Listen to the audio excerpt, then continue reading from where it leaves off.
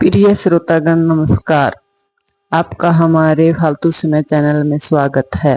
भगत सिंह उस ईश्वर की बात पूछ रहे थे जो वो अपने आसपास देख रहे थे। कारावास की काल कोठरियों में, झोपड़ियों में, मजदूरों को पूंजीवादियों द्वारा शोषित करने में, लाखों इंसान भूखे रहने पर जो तड़पते हैं तो वो उनसे पूछ रहे थे कि वो ईश्वर ऐसा कैसा है कि कोई बहुत ज्यादा अमीर है और कोई बहुत ज्यादा गरीब, कोई शोषण कर रहा है, हर कोई शोषित हो रहा है, किसी को मारा जा रहा है, हर कोई मरवा रहा है। तो वैसा वो कैसा ईश्वर है कि इतना सारा कुछ होता हुआ देखकर भी कुछ नहीं कह रहा। तो इसका मतलब कोई ईश्वर है ही नहीं, हम इंसान हैं और हम एक दूसरे इंसान की का खून चूस रहे हैं।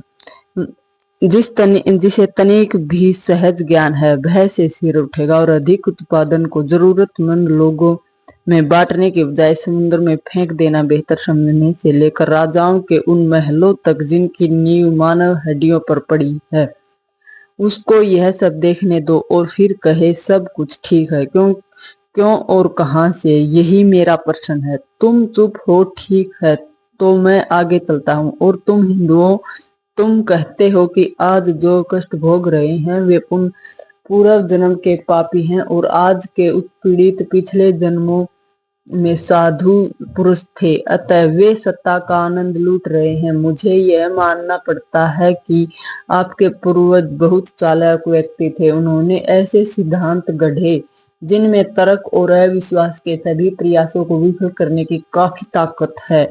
न्याय शास्त्र के अनुसार दंड को अपराधी पर पड़ने वाले असर के आधार पर केवल 3 कारणों से उचित ठहराया जा सकता है। वे हैं प्रतिकार, भय तथा सुधार। आज सभी प्रगतिशील विचारकों द्वारा प्रतिकार के सिद्धांत की निंदा की जाती है। भयभीत करने के सिद्धांत का भी अंत वही है। सुधार करने का सिद्धांत ही केवल आवश्यक है और मानवता की प्रगति के लिए अनिवार्य है। इसका ध्येय अपराधी को योग्य और शांति प्रिय नागरिक के रूप में समाज को लौटाना है। किंतु यदि हम मनुष्य को अपराधी मान भी लें तो ईश्वर द्वारा उन्हें दिए गए दंड की क्या प्रकृति है? तुम कहते हो वह उन्हें गाय, बिल्ली, पेड़, जड़ी बूटी या जानवर बनाकर पैदा करता है। तुम्हें ऐसी 84 लाख दंडों को गिनते हो। मैं पूछता हूँ कि मनुष्य पर इनका सुधारकों के रूप में क्या असर है? तुम इसे कितने व्यक्तियों से मिले हो जो यह कहते हैं कि वे किसी पाप के कारण पुनर्जन्म में गधा के रूप में पैदा हुए थे? एक भी नहीं। अपने पुराणों से उदाहरण न दो।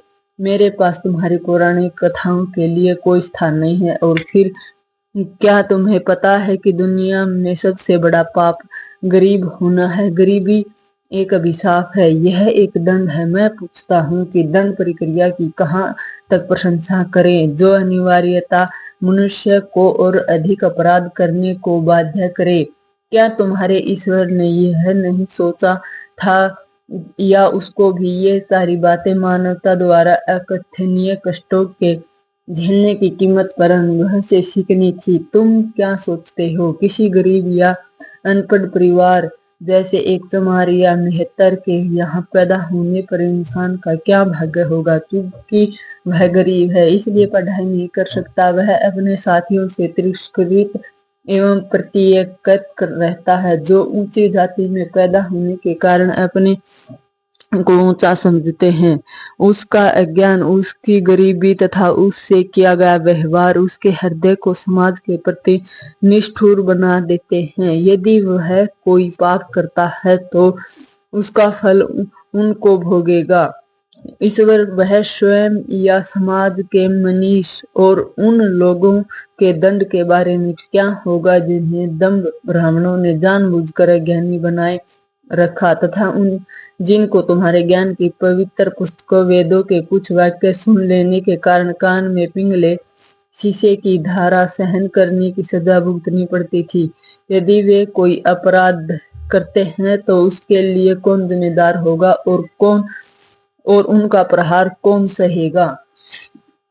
मेरे प्रिय दोस्तों, ये सिद्धांत विशेषाधिकार उस युक्त लोगों के आविष्कार हैं। ये अपनी हत्याई हुई शक्ति, पूंजी और उच्चता को इन सिद्धांतों के आधार पर सही ठहराते हैं। अपटना सिंक्लेयर ने लिखा था कि मनुष्य को बस अमृतत्व में विश्वास दिला दो और उसके बाद उसकी सारी संपत्ति लूट लो, वह बगैर बड़बड़ाए इस कार्य में तुम्हारी सहायता करेगा। धर्म के उपदेशकों को तथा सत्ता के स्वामियों के गठबंधन से ही जेल, फांसी, कोड़े और ये सिद्धांत उपजते हैं।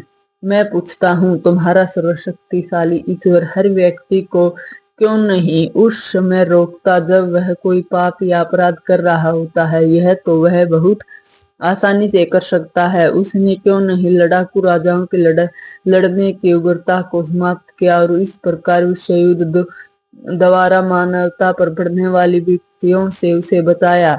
उसने अंग्रेजों के मस्तिष्क में भारत को मुक्त कर देने की भावना क्यों नहीं पैदा की? वह क्यों नहीं पूंजीपतियों के हृदय में यह परोपकारी उत्साह भर देता कि वे उत्पादन की साधनों पर अपना व्यक्तिगत संपत्ति का अधिकार त्याग दें और इस प्रकार केवल संपूर्ण श्रमिक समुदाय वर्ण समस्त मानव समाज को पूंजीवादी बेड़ियों से मुक्त करें? आप समाजवाद की व्यवहारिकता पर तर्क करना चाहते हैं, मैं इसे आपके सर्वशक्तिमान पर छोड़ देता हूं कि वह लागू करे।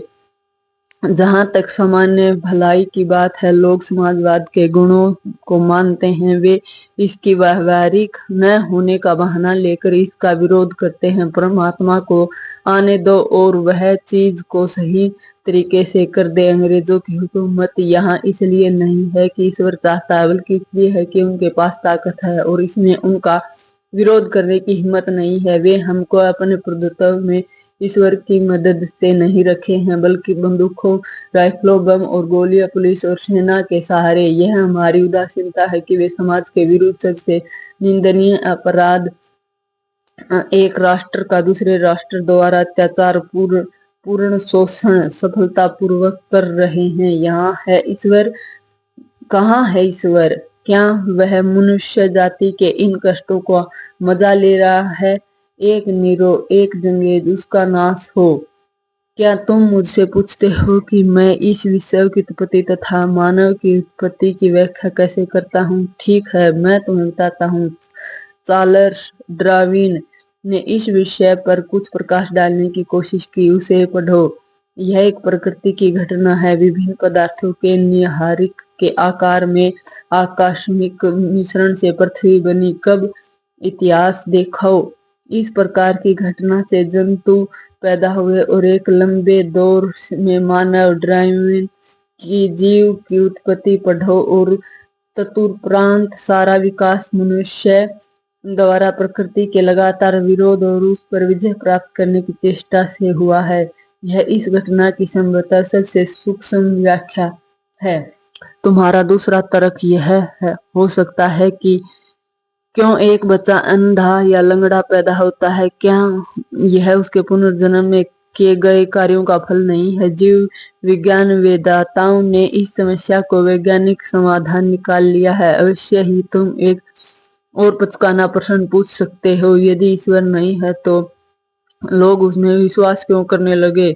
मेरा उत्तर सूक्ष्म तथा स्पष्ट है। जिस प्रकार वे प्रेतों तथा दुष्ट आत्माओं में विश्वास करने लगे हैं, अंतर केवल इतना है कि ईश्वर में विश्वास विश्वव्यापी है और दर्शन अत्यंत विकसित, इसलिए इसकी उत्पत्ति का श्रेय उन शासकों की प्रतिभा को है जो परमात्मा और अस्तित्व का उपदेश देकर लोगों को अपने प्रभुत्व में रखना चाहते थे तथा उनसे अपनी विशेष स्थिति का अधिकार एवं अनुमोदन चाहते थे। सभी धर्म, संप्रदाय, पंथ और ऐसी अन्य संस्थाएं अंत में निर्दय और शोषक संस्थाओं, व्यक्तियों तथा वर्गों की समर्थक हो जाती हैं। राजा के विरुद्ध हर विद्रोह, हर धर्म में सदैव ही पाप रहा। मनुष्य की सीमाओं को पहचानने पर, उसकी दुर्बलता व दोष को समझने के बाद परीक्षा की घड़ियों में मनुष्य को बहादुरी से सामना करने के लिए उत्साहित करने, सभी खतरों का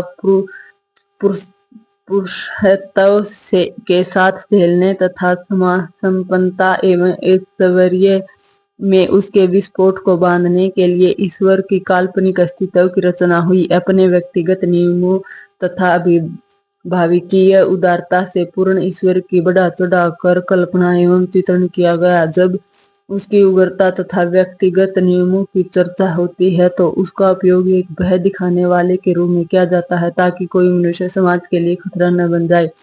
जब उसके अभिभावक गुणों की व्याख्या होती है तो उसको उपयोग एक पिता, माता, भाई, बहन, दोस्त तथा सहायक की तरह किया जाता है। जब मनुष्य अपनी सभी दोस्तों द्वारा विश्वासघात और त्याग देने से अत्यंत क्लेश में हो, तब उसे इस विचार से सांत्वना मिल सकती है कि एक सदा सच्चा दोस्त उसकी सहायता करने को उसका सहारा देगा तथा वह सर्वशक्तिमान है और कुछ भी कर सकता है। वास्तव में आदमी काल में यह समाज के लिए उपयोगी था। पीड़ा में पड़े मनुष्य के लिए ईश्वर की कल्पना उपयोगी होती है। समाज को इस विश्वास के विरुद्ध लड़ना होगा। मनुष्य जब अपने पैरों पर खड़ा होने का प्रयास करता है तथा यथार्थवादी बन जाता है, तब उसे श्रद्धा को एक ओर फेंक देना चाहिए और उन सभी कष्ट परेशानियों को पुरुषत्व के साथ सामना करना चाहिए जिनमें परिस्थितियों से पटक सकती हैं। यही आज मेरी स्थिति है। यह मेरा अहंकार नहीं है मेरे दोस्तों, यह मेरे सोचने का तरीका है जिसने मुझे नास्तिक बनाया। ईश्वर में विश्वास और रोज बरोज की प्रार्थना को मनुष्य के लिए सबसे स्वार्थी और गिरा हुआ काम मानता हूँ। मैंने उन नास्तिकों के बारे में पढ़ा है जिन्होंने सभी विपदाओं का बहादुरी से सामना किया। अतः मैं भी एक पुरुष की भांति फांसी के फंदे की अंतिम घड़ी तक सिर ऊंचा किए खड़ा रहना चाहता हूँ। हमें देखना है कि मैं कैसे निभा पाता हूँ। मेरे एक दोस्त ने मुझे प्रार्थना करने को कहा। जब मैंने उसे नास्तिक होने की बात बताई तो उसने कहा, अपने अंतिम दिनों में तुम विश्वास कर लोगे। मैंने कहा, नहीं प्यारे दोस्त, ऐसा नहीं होगा। मैं इसे अपने लिए अपमानजनक तथा भ्रष्ट होने की बात समझता हूँ। स्वार्थी कारणों से मैं प्रार्थना नहीं करूंगा। पाठकों और दोस्तों का यह अहंकार है, अगर है तो मैं स्वीकार करता हूँ। दोस्तों, एक छोटा सा युवा इतने बड़े सर्वशक्तिमान के लिए लड़ गया। हर किसी में इतनी ताकत नहीं होती जितनी भगत सिंह में, और ऐसे ही दमदार लोगों की इतनी चर्चाएं होती हैं। इसलिए अपने जीवन में भगत सिंह के विचार जरूर, इसे बार बार पढ़ो जब तक अपने आप को निखार ना लो। पढ़ो। नमस्कार दोस्तों, अगर वीडियो अच्छी लगी हो तो लाइक करें, चैनल को सब्सक्राइब करें, कमेंट जरूर करें। धन्यवाद।